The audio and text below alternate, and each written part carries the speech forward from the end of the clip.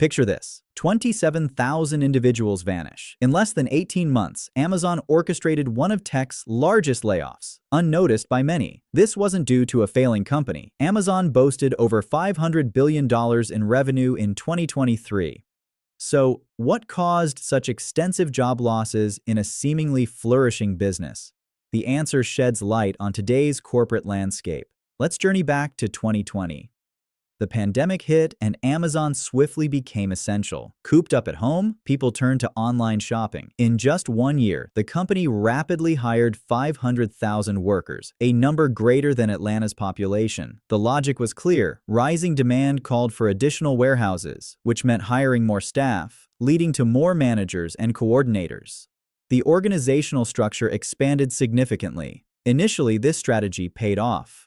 However, by 2022, the world began to reopen. Consumer behavior shifted. Yet, Amazon retained its large payroll even as demand fell. Jeff Bezos stepped aside, handing over the reins to Andy Jassy as CEO. He inherited a company weighed down by layers of bureaucracy. Decisions that used to take days dragged on for months.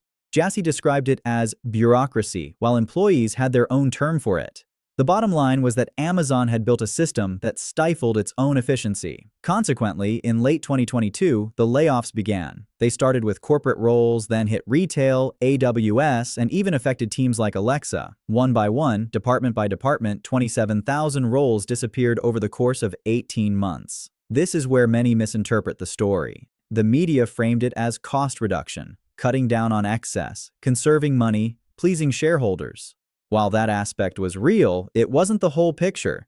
The main focus was on transformation, not merely replacing workers with cheaper labor. As 27,000 employees were laid off, Amazon quietly poured billions into AI infrastructure.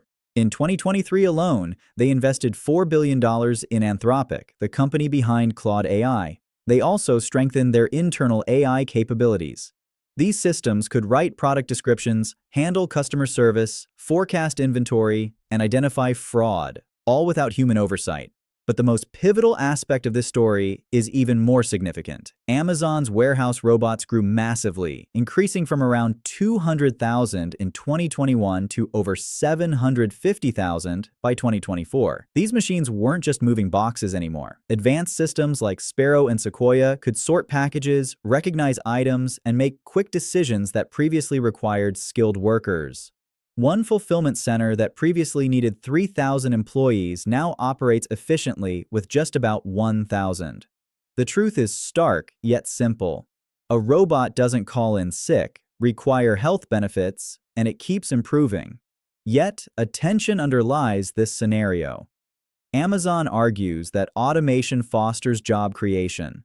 They point to new roles like robot technicians, AI trainers, and data reviewers. While these positions do exist, the skill sets required are vastly different from those lost. A 45-year-old warehouse manager doesn't instantly transform into a machine learning engineer.